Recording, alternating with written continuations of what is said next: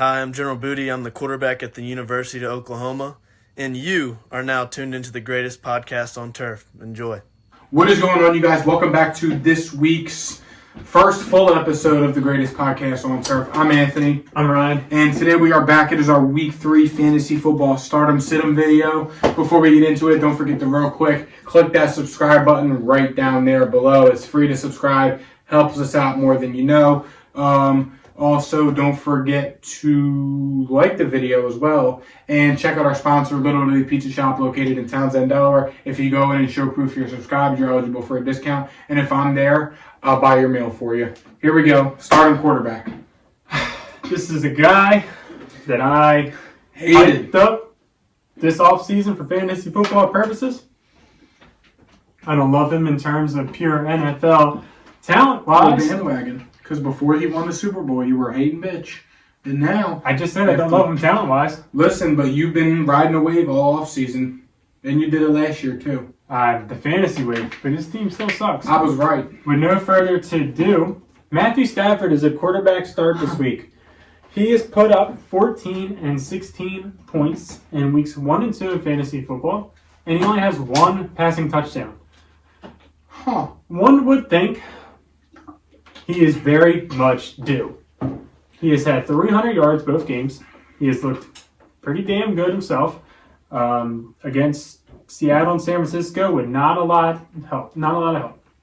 However, going up against a Cincinnati defense that hasn't done the best, and the fact that the touchdowns have to come in at some point. I'm not saying he's going to light up the world and hang up 30, but what I am saying is there is some daily fantasy value here because he hasn't been doing that good. I think a lot of people are sleeping on him, but a lot of people don't realize he only has one passing touchdown. That should go up.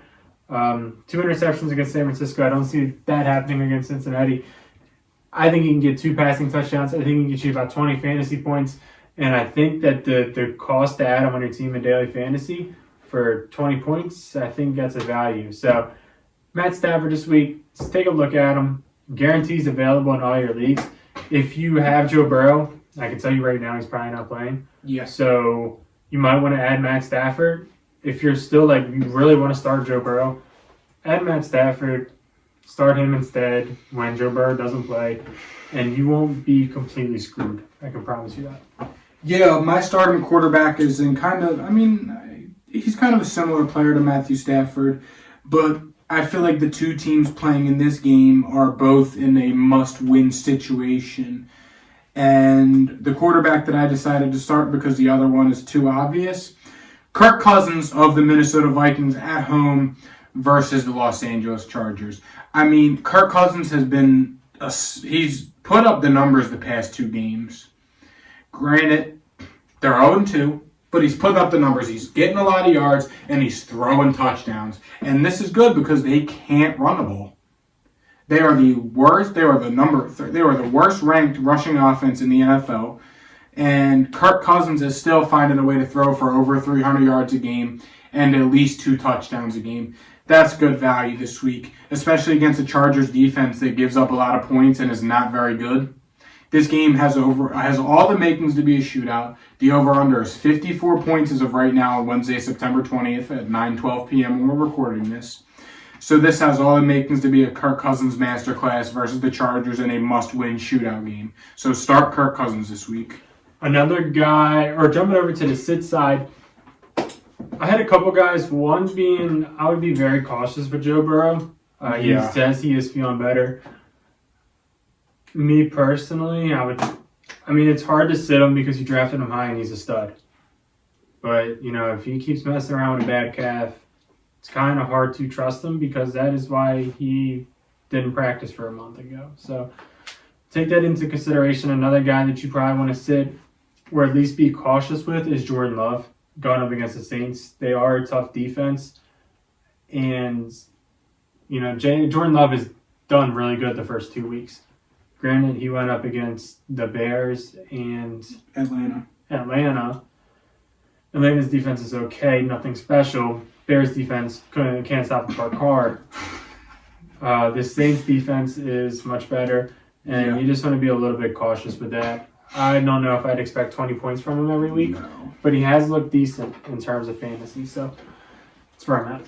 Yeah, and to say this, I'm not sure if I think you kind of already alluded to it. If you do decide to start Joe Burrow this week, pick up Matthew Stafford just in case, because if you start him, then Joe Burrow doesn't play. Then you have to drop somebody, pick up the Bengals backup. I hope your opponent didn't do it already to screw you over. Yes. So make sure you have Matthew Stafford or make the decision by Sunday morning. That's all it comes down to. My sit-in quarterback this week, Deshaun Watson. I think he just sucks. I think Cleveland is going to start to realize that they made a very bad decision by guaranteeing him $260+ million on a deal.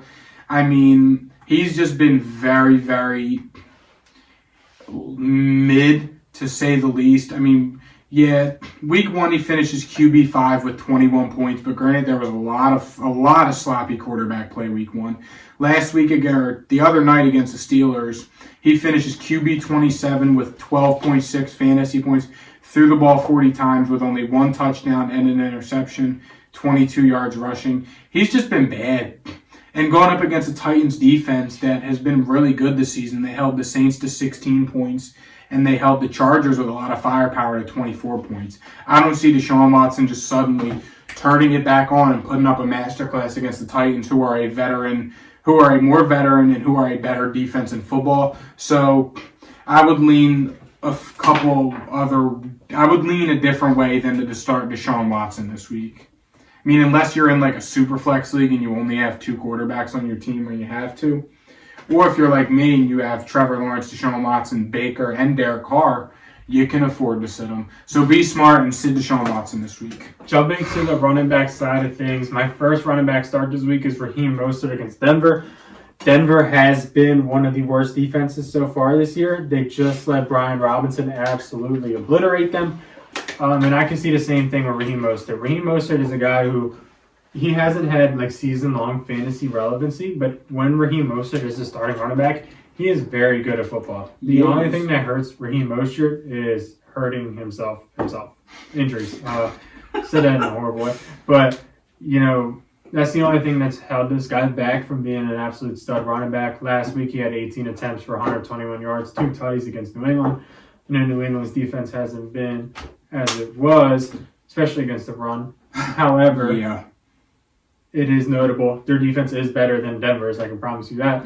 In week 1, he even did decent with, he had a touchdown to kind of save the day. But he's seen about 75% of the snaps. He's on one of the best offenses in all of football. I'm not sure this game is going to be close, but it seems like Raheem Mostert's going to get you a touchdown every week, and I genuinely believe that's possible. And in theory, if it ain't a close game, the team's running the ball. Yeah. My first starting running back this week, this is more so the purposes of daily fantasy and more of a don't panic kind of start. Travis Etienne of the Jags. Last week, he had 5 fantasy points, finishes the RB40 with only 12 rushing attempts compared to 18 the week before. It was tough. The Chiefs' defense has been very, very good this year. Yeah, I know they've only played 2 games, but the Chiefs' defenses look good.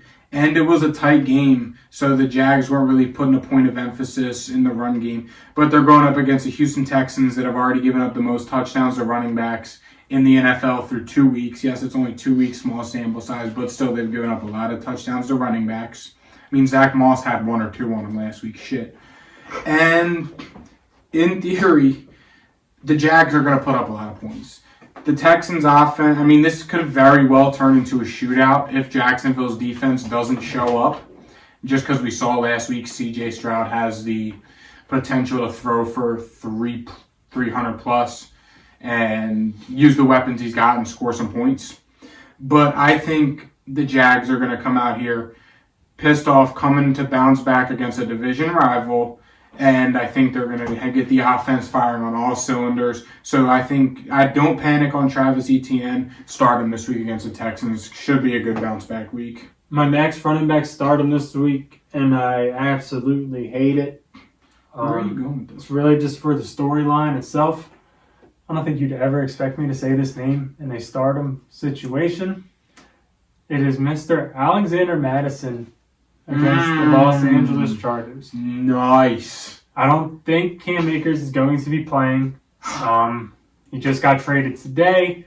There's no way. Alexander Madison is a guy who fantasy analysts have hyped up this whole entire offseason. Not me. Me. Him. And there is a lot of belief behind Alexander Madison for some. If you have that belief, I do. you have to start him this week.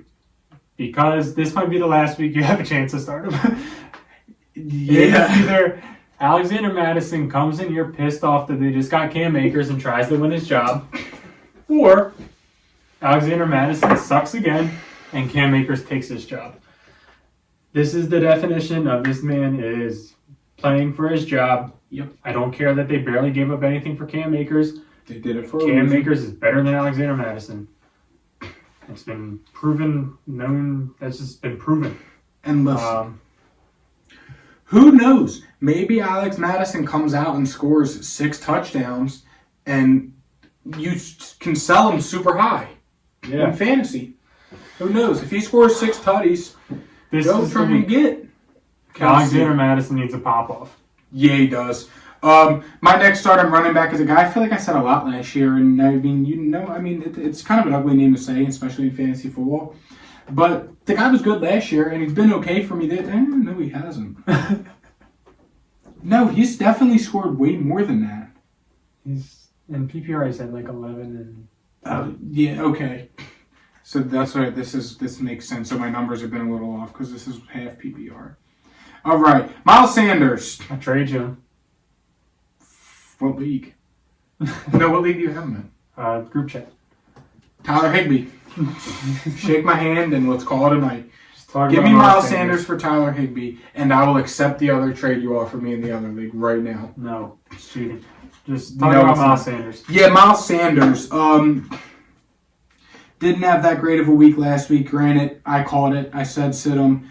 Think it was a Saints defense. He only scored 6 points, 14 rushes, 43 yards. It was a tight game. So again, Carolina was trying to throw the ball and hang in there. But this week, they have a bounce back game against Seattle, whose run defense has not been very good at all this season. Seattle has given up solid game last week to D-Mont before he left, and Jahmyr Gibbs kind of sealed the deal on that. Kyron Williams also dogged him. Kyron Williams dogged him. Yeah. And it is also out there that Bryce Young did miss practice today with an ankle injury. Not sure the severity on that, but that's something to look out for. Say you do get Andy Dalton in there, he's going to run the offense. And you know who that offense is going to run through? Miles Sanders. The running back they just paid six, seven a year. That's who the offense is going to run through. So start Miles Sanders this week in a bounce-back game against the Seattle Seahawks. Jumping over to the sit-em side, got 2 gross names. First one being Zach Moss against Baltimore. I understand that he has been hot. However, daily fantasy purposes, going up against Baltimore, a team that is a 8-point spread, I don't think you can trust them. Baltimore has a good defense. I think that this game could be really ugly. And if it's really ugly, the game script does not support Zach Moss whatsoever. No. So, he's a sit this week against Baltimore. Unfortunately, this is also the last. No. Jonathan Taylor's out also week 4. So, yeah. You have a chance to start him again next week. I feel like at this point, I'd be trying to move Zach Moss. Yeah. I know you're not going to get much for him, but, I'm not starting him this week against Baltimore. No, and my first sit-em running back, this is tough. Because I had him written down on my start, and then I thought about it. And I was like, no, this is getting too cute. Rachaad White of the Tampa Bay Buccaneers. I know. He got you probably 20 points last week, finishes the RB9, almost 80 yards and a tutty, with 30 receiving yards, over 100 total yards with a touchdown. It's as simple as this, though. I mean, the Eagles, yes, they're back. They're back 7 or 8 are banged up. It's looking like they're getting James Bradbury back this week, so that helps. But, I mean, dude, their D-line is just ridiculous. And I don't know if Tampa's O-line has what it takes to support a 100% run game with Rachaad White. We saw what the Eagles did to the New England run game week 1. They kind of neutralized them. New England's O-line was half banged up. And you saw what they did to Minnesota. They embarrassed them in the run game. They embarrassed that O-line. And Tampa, yeah, they have a veteran or two on the O-line, but they have some rookies and some question marks on the O-line and the other positions. So it's tough. I mean, and I don't know where you drafted Rachaad White, so it might be in that range where you kind of have too much invested in him. But at the same time, I was like, I might be able to get away with sitting him this week. But I say sit Rachaad White. It's a tough matchup against Philly, and who the hell knows, this game could get out of hand, in theory. Philly could just pounce and go up early and try and make Baker come back and beat him, which he's very goddamn well capable of. But it's a tough situation, so I would say to sit Rachaad White this week.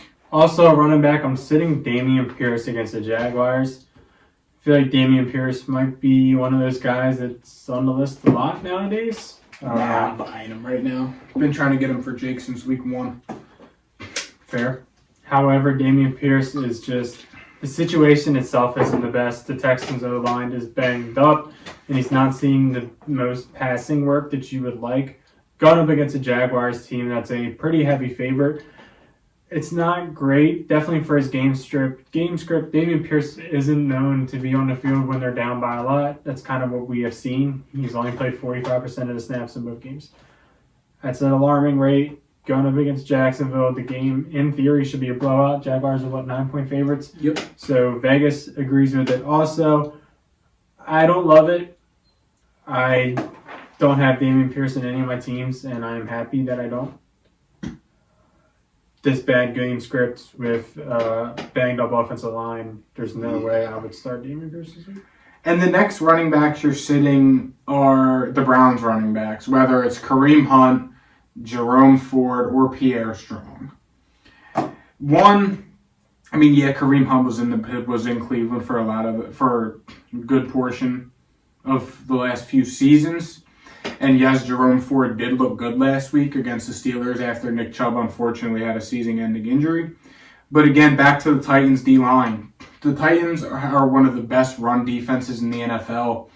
And I don't see Cleveland coming in here with backup Jerome Ford and Kareem Hunt, who hasn't played football all season, and just establishing a solid run game, especially with how good the Titans defense is through and through. They may not be the best on paper, but Mike Vrabel's a genius. So sit the Browns running backs this week, whether it's Kareem Hunt, Jerome Ford, or in deeper leagues, you might even be starting Pierre Strong. Jumping to the receiver side of things, I'm starting Mike Williams this week. Famous last words. Last week he popped off for 8 catches, 83 yards, and a touchdown. This week going up against Minnesota, Chargers are desperate.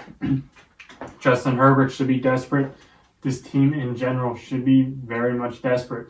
Going up against a Vikings defense that doesn't have much at all that I'm worried about personally.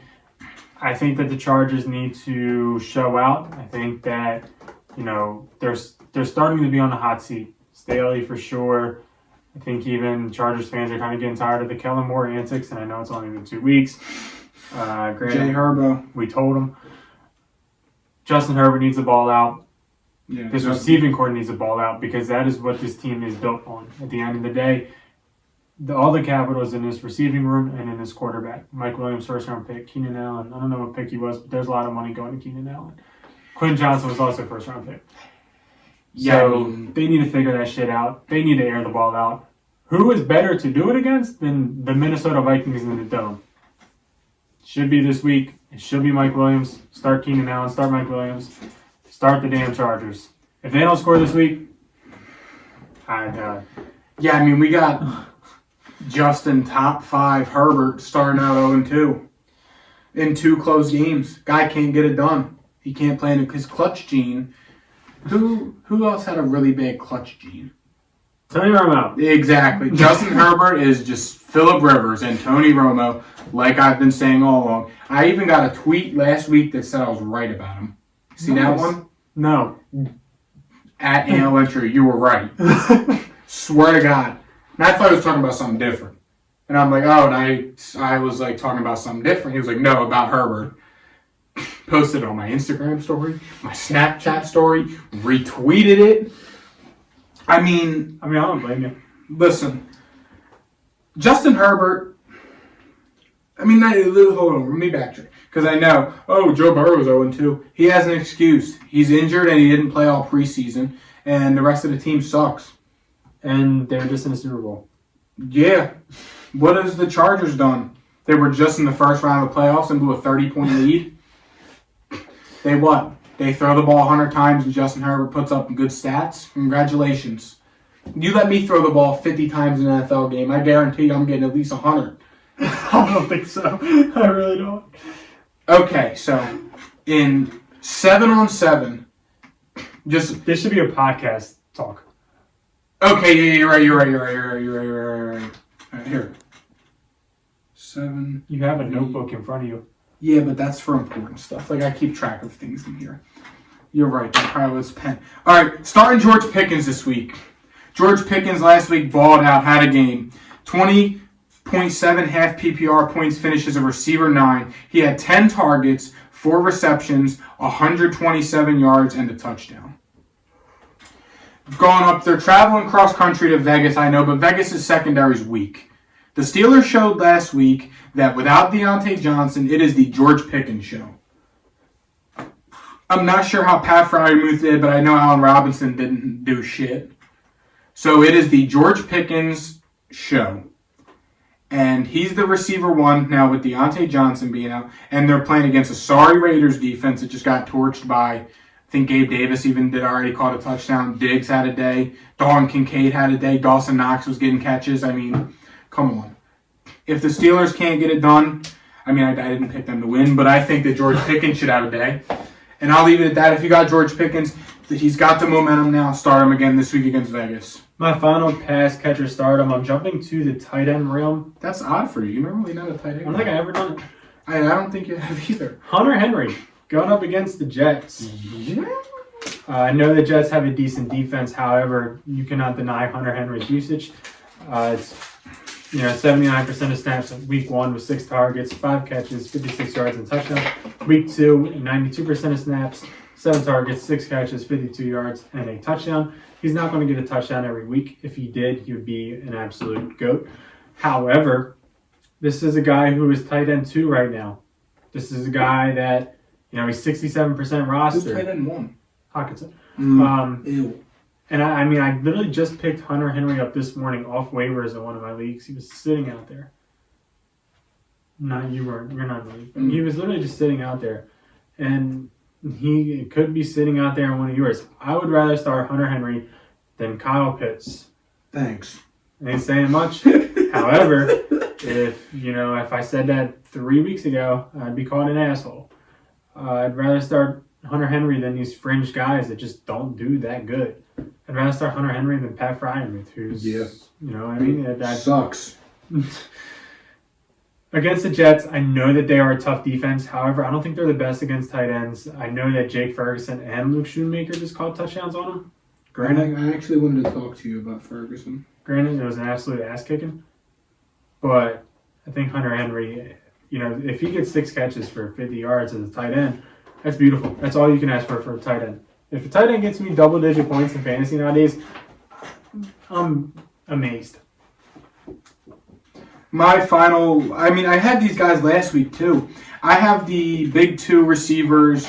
This is another tough one because the Eagles' corners, top 2, are healthy. But it's Godwin and Mike Evans, Chris Godwin and Mike Evans.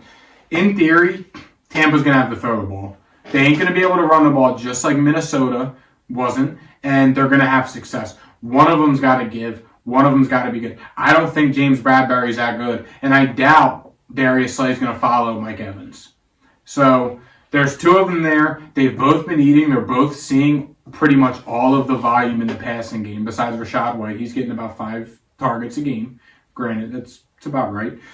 It's about what we expected. But yeah, something's got to give. This is a good game script for a Tampa offense in theory, just because if the Eagles do pounce and get up early, they're going to be throwing the ball. Hence why I said sit Rashad White and start Mike Evans and Chris Godwin, because they're both seeing a lot of targets and a lot of volume. You want to hear some shit? So you mentioned that Mike Evans and Chris Godwin are the ones seeing like the catches. Mm-hmm. I was watching BDG, shout out to him. The Falcons have only had 2 receivers catch a pass this year. Wide receivers. I had 2 receivers catch a pass. So Matt Collins and Drake London? Are you kidding? Yeah, they don't have a wide receiver 3 that caught a pass.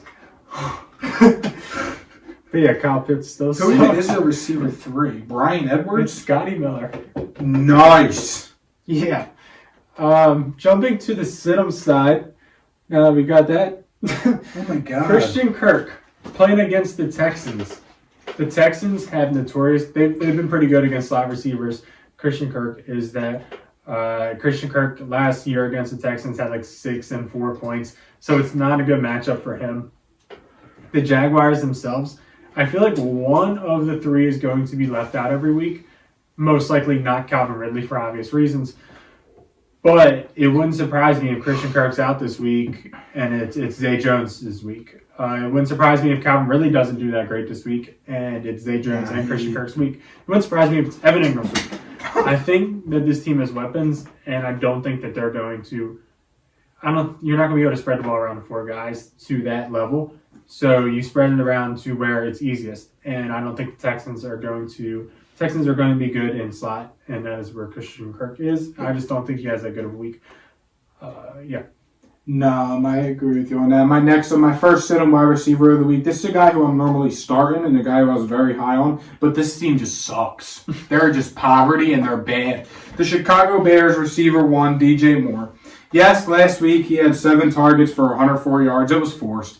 They had to throw him the ball because all the media headlines, he had 2 targets. But they're going against the Chiefs' defense. The Chiefs' defense has looked the best it's looked in a while. Top to bottom, they got Chris Jones back and a switch flipped. And this defense looks phenomenal. And the Bears are just bad. I mean, it's Bad news Bears. Justin Fields just called out the coaches and said that's why he's playing bad. So there's definitely trouble brewing in Chicago, and I want no parts of it. It is unfortunate that I have DJ Moore in, I think, 2 leagues. So that kind of blows.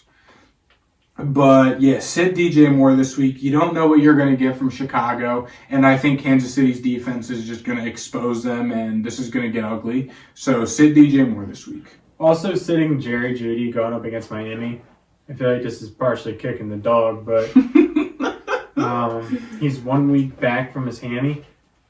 Against Washington, he didn't do that good. Granted, he's battling a hammy, so I wouldn't expect him to do good week 1 anyway. However, I don't expect him to do that good week 2. Going up against Miami, a secondary that has been pretty good, a defense that has been pretty good, a team that has been pretty good.